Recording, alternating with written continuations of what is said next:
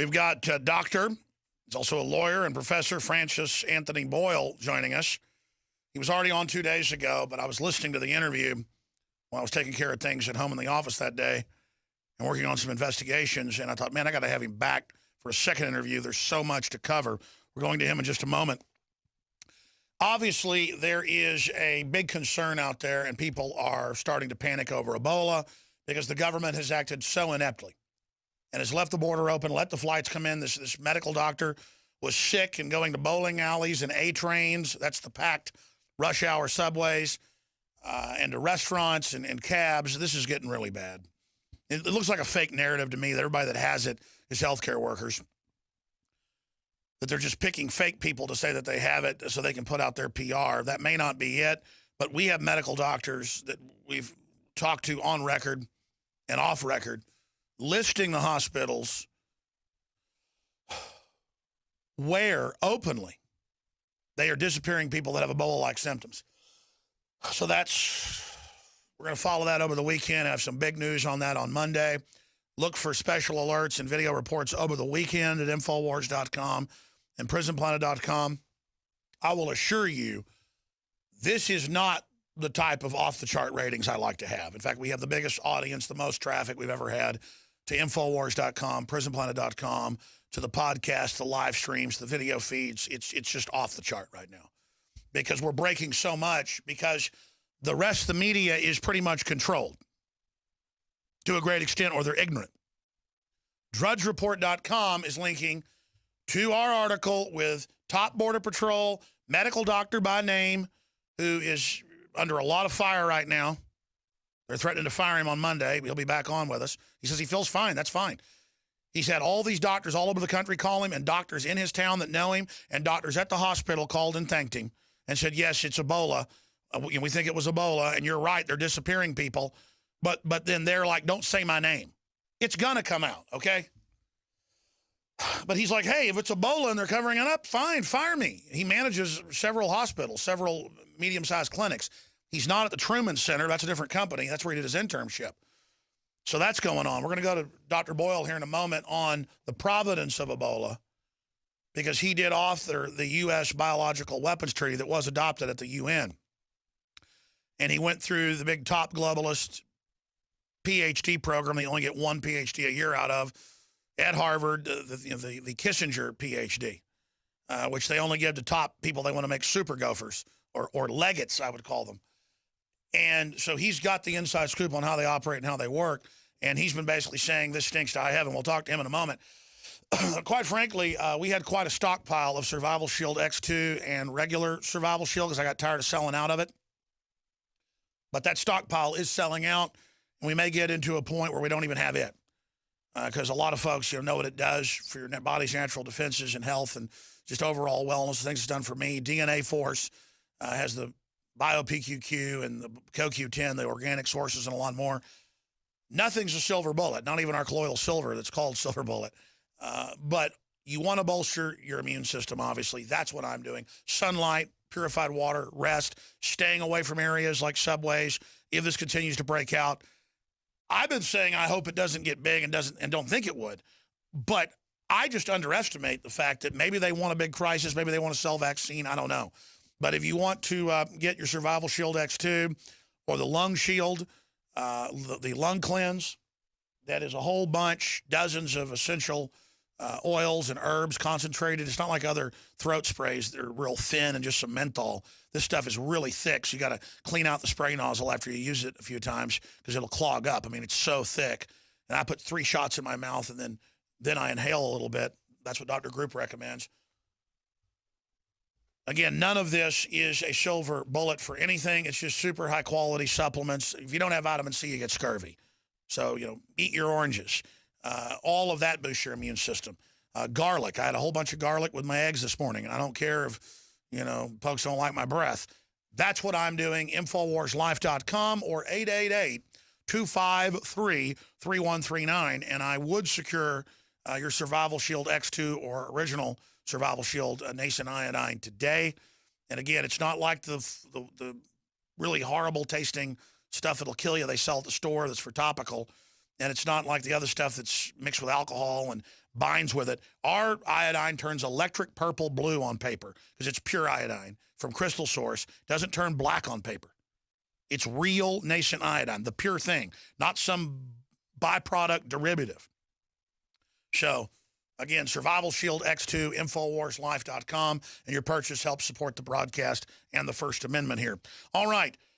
Professor Francis Anthony Boyle is a leading American expert in international law. He was responsible for drafting the Biological Weapons Anti-Terrorism Act of '89, the American implementing legislation for the '72 Biological Weapons Convention.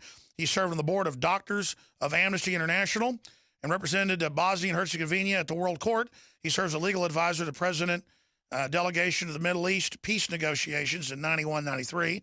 He delivered the Bertrand Russell Peace Lectures. Professor Boyle teaches international law at the University of Illinois. Champaign is the author, and I'm not going to go over all of his books that he's written, dozens of them.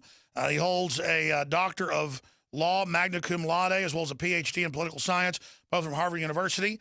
And his most recent book, Destroying Libya and World Order, The 3 Decades U.S. Campaign to Terminate the Gaddafi Revolution, available on Amazon.com. We appreciate him being so available the last few days. Thank you for coming on. What is your take on what's happening with Ebola, sir? Well, thank you for having me on, Alex. And just one point of clarification, that Biological Weapons Anti-Terrorism Act that I did draft is on the Federal Criminal Code. It was passed unanimously, my legislation, by both houses of Congress. Yes. And signed into law by President George Bush Sr., a conservative Republican. So it's not as if I'm doing something here at the behest of liberal Democrats. I think, as I've said elsewhere, what we're seeing there in West Africa is a result of the U.S. biosafety level for laboratories, the highest level. We have one in Guinea, one in Liberia, and one in Sierra Leone. And these labs do every type of hideous biological warfare work you could possibly imagine, including DNA genetic engineering on just about every type of agent you can possibly imagine. So it's my opinion that this is where it came from.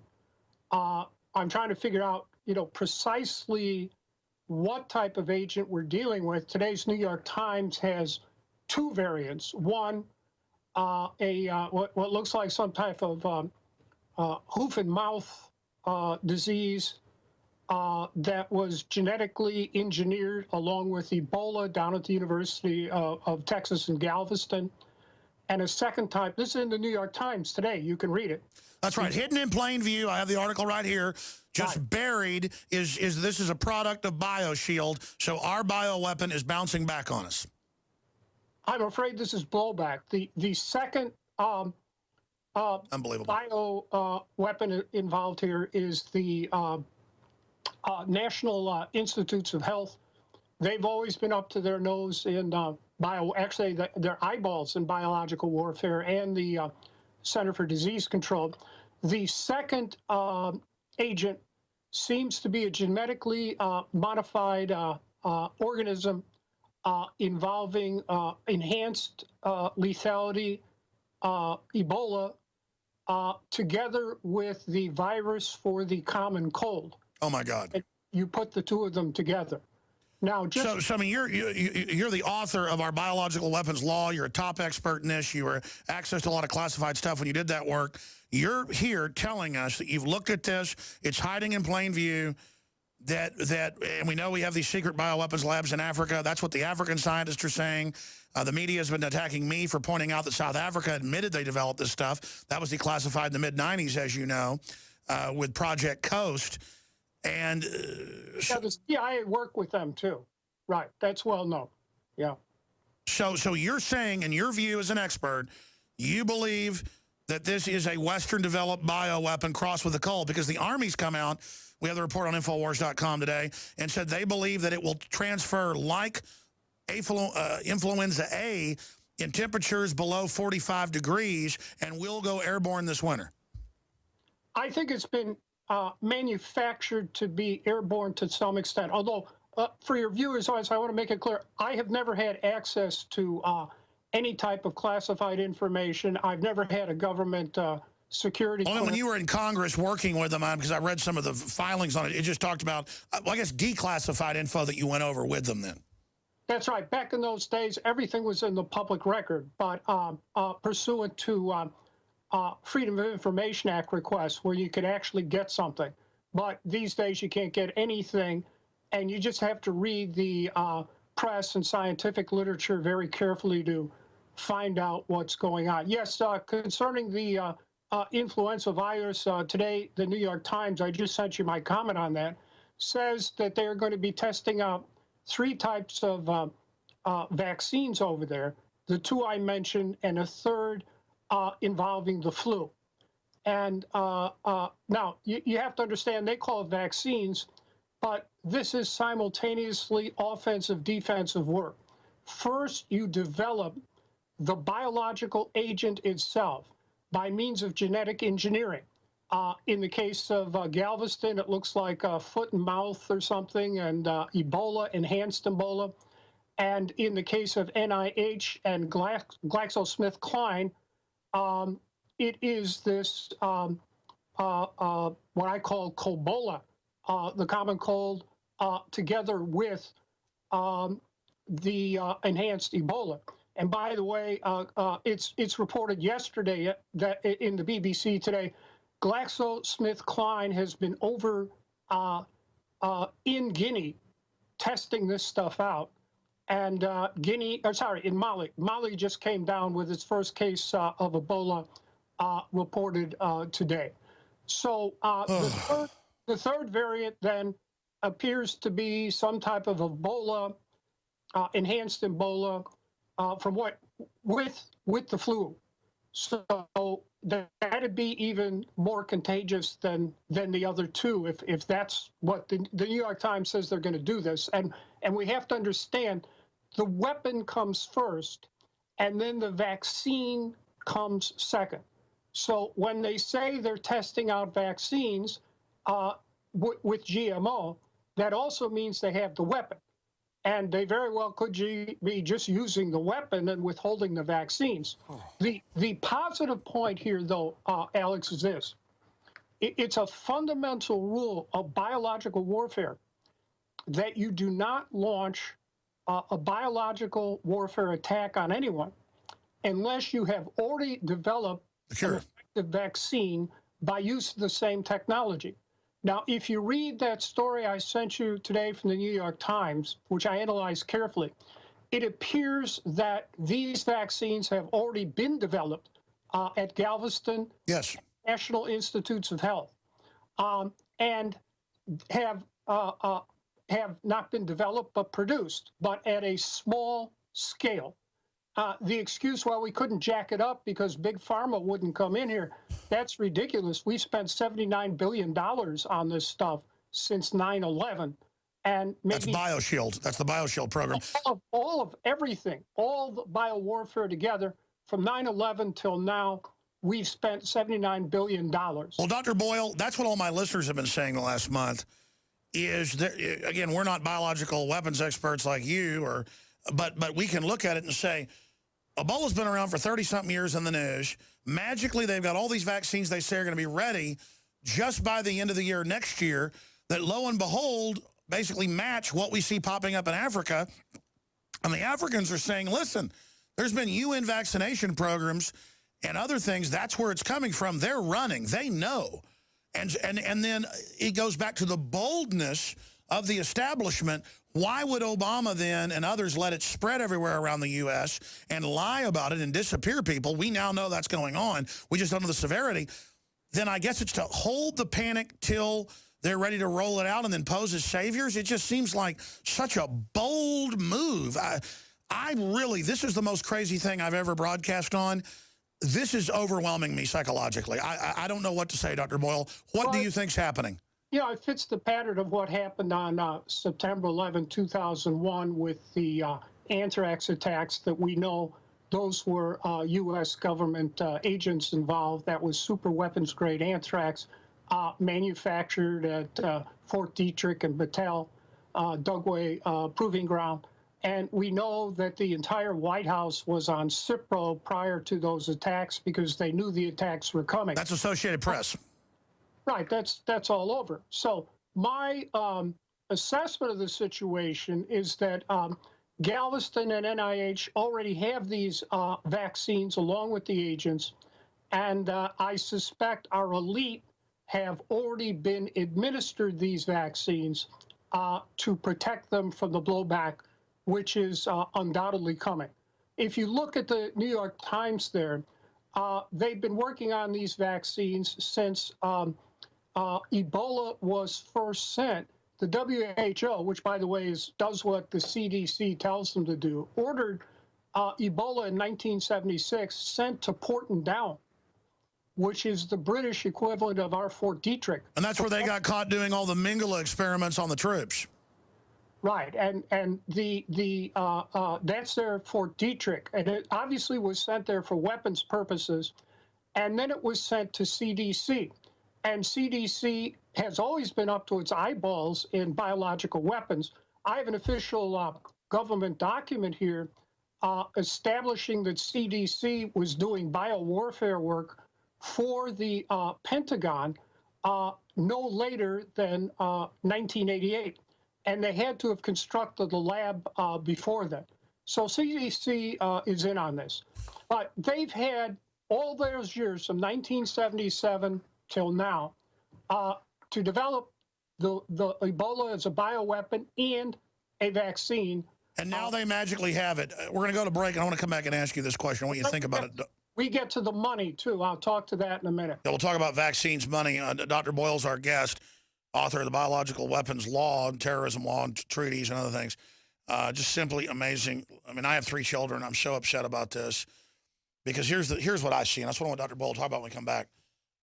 They wouldn't be doing something this dangerous, this bold, this crazy, that makes them unpopular if it wasn't for some other bigger goal. They may be going for broke. This may be the big one. That's why I'm so upset, is the government is at the top is acting so crazy. And I don't think it's an ineptitude, like Dr. Boyle says. It's pretty much a staged deal. The question is, what is it? Look, I've made a big study of history because I find it fascinating. Other folks watch sitcoms. I read history books. At least when I had time, I did. And you end up getting mental illness in government and corporations throughout history, companies, organizations. It's kind of like a dark logic. It's like a twisted economy. People start cheating in war, cheating in business. Then it becomes whole systems of fraud. Then you get inventiveness in corruption and plots and conspiracies. And no matter how many of them get declassified or whistleblowers exposed, the greed, the evil just grows. And we're entering that cycle right now. So I'm kind of answering my question that I asked Boyle. I want Dr. Boyle's take on this. It's just this. I see the actions of the ruling system worldwide, and it's very Nero-esque. It's very arrogant, narcissistic, mentally ill. Mental illness can destroy families. It's destroyed friends of mine. I've seen it destroy people in business. People end up thinking they're Jesus, or people end up thinking you're a space alien, schizophrenic type stuff. I've seen nervous breakdowns, you name it. But when you get it in government and incompetence mixed in with it and corrupt big pharma and a bunch of eugenicists saying there's too many black people, and that's what this Ebola czar is, a eugenicist. When I first saw him, I thought, I've heard of him. Oh, yeah, he runs all Al Gore stuff. And then it's declassified, all the things they've done to Africa with bioweapons and everything. Black people, it's just open season on them. But they're doing it to everybody. But they really like to go after black people. That's the apple of their eye. Dr. Boyle, I'm really freaked out at this point. I want you to get into money, but it's obviously bigger than that. But this is so bold. I don't see them getting away with this. The polls don't show it either. And people's kids die from this. Folks are going to know what did it.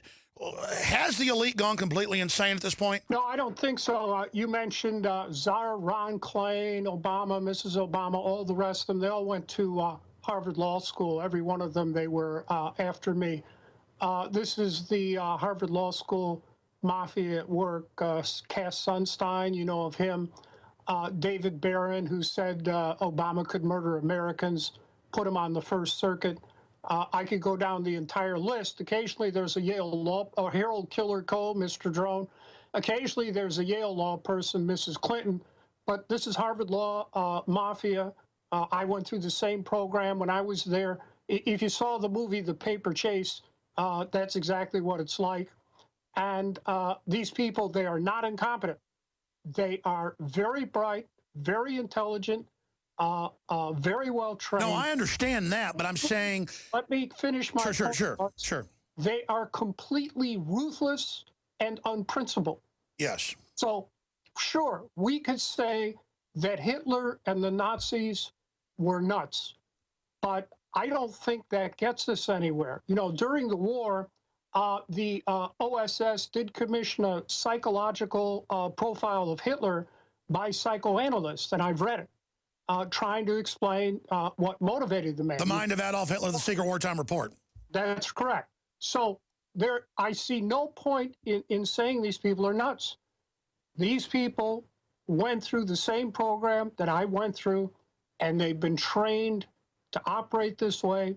Czar Ron Klain, Harvard Law School buddy, Elena Kagan, I can go down the whole list. Larry Summers stole from Main Street to give to Wall Street, Harvard president. That is who we are dealing with here. All right, final segment. And Doc, sorry I interrupted you earlier. I know this is a really hardcore subject. I know that they're scientifically cold-blooded and smart.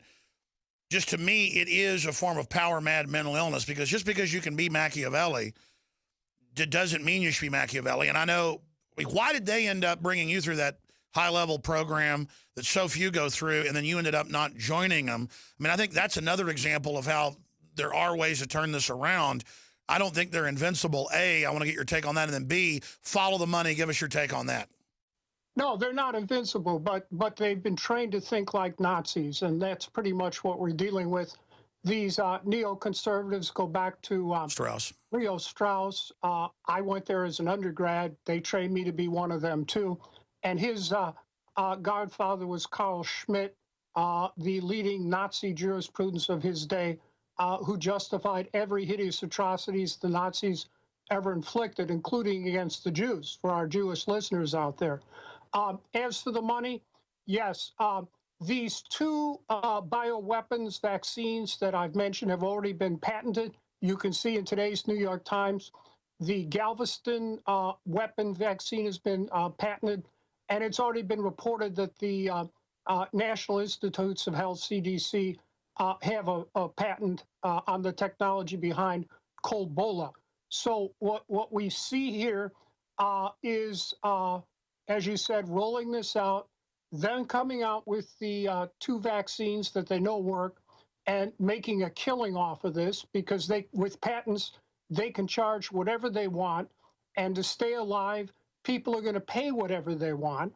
And so what we're going to be seeing is the rich will get either one or both of these drugs, and poor people who can't afford them will have to, do the best they can. I really don't know what to say about that, Alex. Well, it's like Germany. A few years ago, it came out, even in the BBC, that they had, quote, clean vaccines.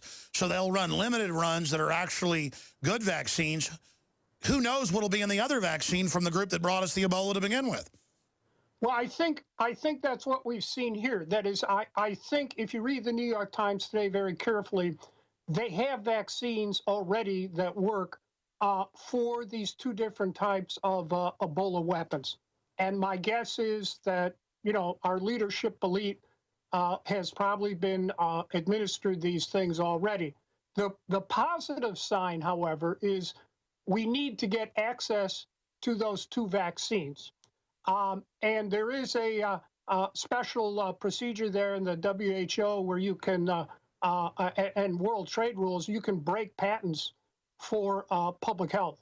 And we need to get those vaccines immediately, the real ones, not any fake ones, and get them, if my surmise is correct, and this is my surmise, get them into mass production immediately at reduced rate, certainly for the people of West Africa, because I'm not sure how much time they have between you and me. Well, Dr. Boyle, we're also thankful for you. Folks can find all of your books on Amazon.com. You've got Destroying Libya and World Order, the 3 decades U.S. campaign to terminate Gaddafi revolution. If folks want to read real information that's been very well vetted, they should get your books. We've talked about this over the last decade you've been coming on or so. We've never done it. I should have you on, not when it's breaking feverish news, but for an hour sometime to talk about Harvard, to talk about that PhD program, the Kissinger-Brzezinski program that so few are part of, and to talk about the mindset, because to know our enemy is important. And well, that's the way I saw it. I was a bull for the peace movement for 10 years at the University of Chicago with all the neocons, and at Harvard for 7 years with 4 degrees. Including teaching 2 years at Harvard. Right, that's exactly what I did.